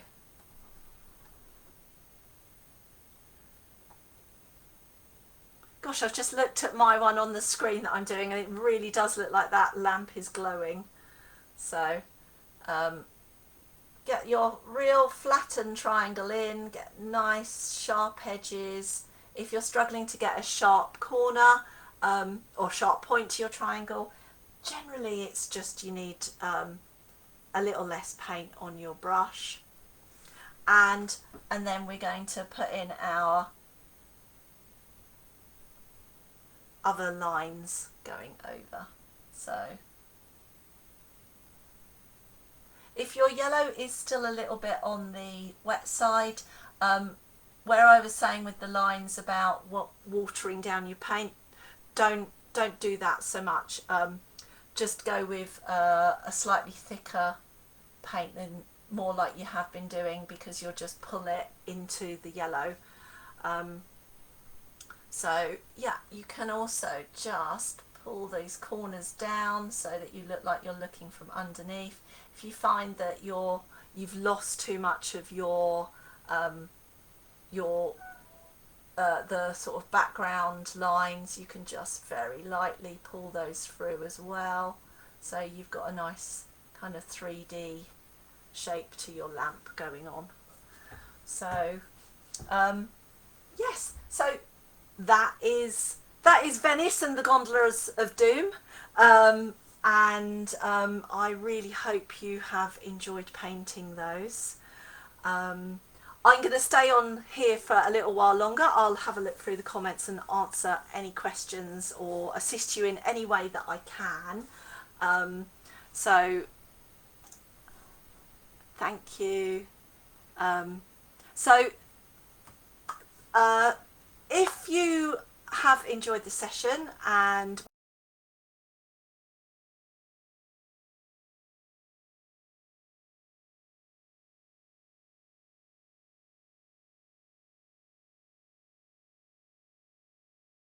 world what you've done, or you want to have some feedback from us. Both Maria and I are on the Easily Does It Artists Hangout group, and we're always here. Or you can DM us and send us a picture, a photo of your painting. If you want some assistance with anything, we are there to sort of give you a bit of feedback. And we do love to see things on the group, and we're very, very positive and really do want to help. So yeah, that would have, so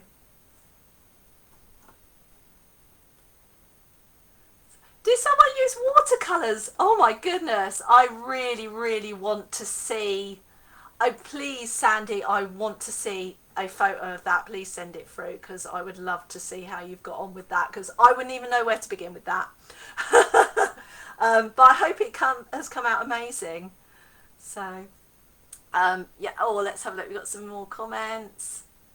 You messed up the lamp glow. Okay, I would say, A, send us a photo, put it on the group, say you would like some help with that, and we will assist you. And B, I have a look at your painting tomorrow, and I bet it's not nearly as bad as you think it is. So yeah, it's I've definitely done a lot of these sessions over the last 18 months and had people, particularly on the Zoom, going, oh, this is awful, and then had a message the next day going, actually, do you know what, it wasn't nearly as bad as I thought, and I've just tweaked it. Yeah, everything, particularly with acrylics, can be fixed. All you need to do is wait for it to dry. So I'm really glad you enjoyed that, Rosemary, and I really do hope, please send us a photo and let us know how you got on, because our sessions, like I said, are normally a Zoom, and I can look and assist people, and as you can tell by the inane endless chatter, I can't do that on Facebook, so I just tend to ramble a lot.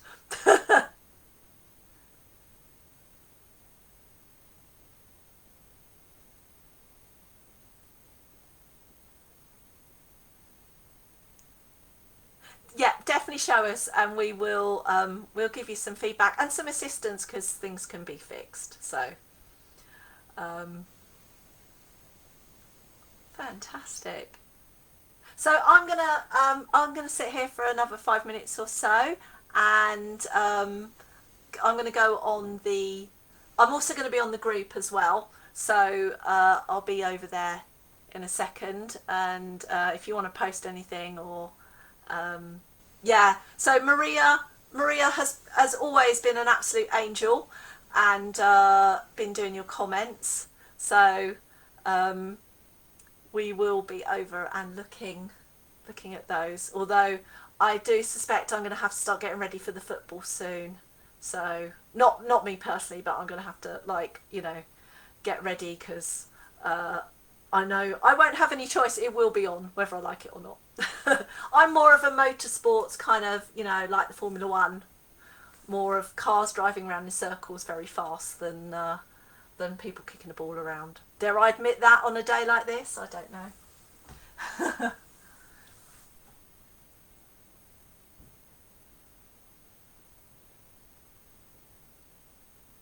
So I know Maria has said this. If you have a look on either our Facebook page or the YouTube channel, we do have other like Facebook live sessions and free sessions that we've done. There are some kids ones if you have got some little ones in your lives, or even if you just fancy painting a cute unicorn or anything. Yeah, I know it is special this time, so I'll give you that one, Maria. So, oh, so we had two watercolor painters. Okay, so Linda, I would absolutely love to see how you've got on with that in watercolor. Um, so I'm not sure scumbling is a technique that you can. So thanks, Demi. Yeah, I'm not sure you can scumble in watercolor, but I'd love to see how you've got on with that. Um, so Oh, it's nice that I'm getting, there's loads of people I don't recognise, which is good. So,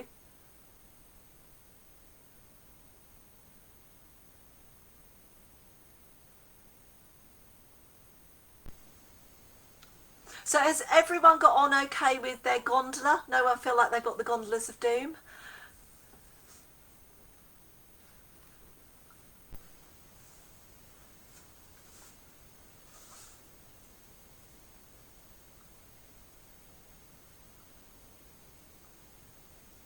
So I'm going to pop over now to, going to pop over to the group now, and hopefully some of you brave souls will have put some pictures up there for us to see, or at least sort of had some comments. Oh wow! Okay, I found one! Yay! Oh, Sarah, that's lovely. So, fantastic job. I really, really like the reflection on your gondola. Your gondola looks lovely, but your reflection on that, just perfect. So, okay. So I think I'm kind of done over here unless anyone has any more questions. So I can see our viewers are starting to disappear, and yeah, so I'm just going to say I'm back on Tuesday evening with my Black Widow, I think it's Black Widow Rosie the Riveter mashup. I don't know what I was thinking, I was just thinking of random things.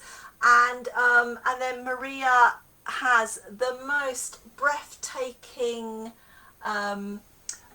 Enchanted Rose on Saturday, which if I wasn't doing my pony club job I would definitely be painting along to. So I'd definitely have a look at that if you are wondering what to do on Saturday, because it is absolutely stunning. So, and then we've got loads more sessions coming up over the next few weeks, so hopefully. Oh yeah, competition. So our next competition I'm going to be running is for an art pass and a starter paint set. So I will try very hard to list that on Monday, but if not it will be Tuesday. So that's a fantastic, get you all sorted, canvases, paints, paintbrushes, a 5-session art pass, and you're away for the summer. So right, I'm going to end this live now. So I've then got to process it and stick it on YouTube, but hopefully we will see you guys again. So from Maria and I, goodbye.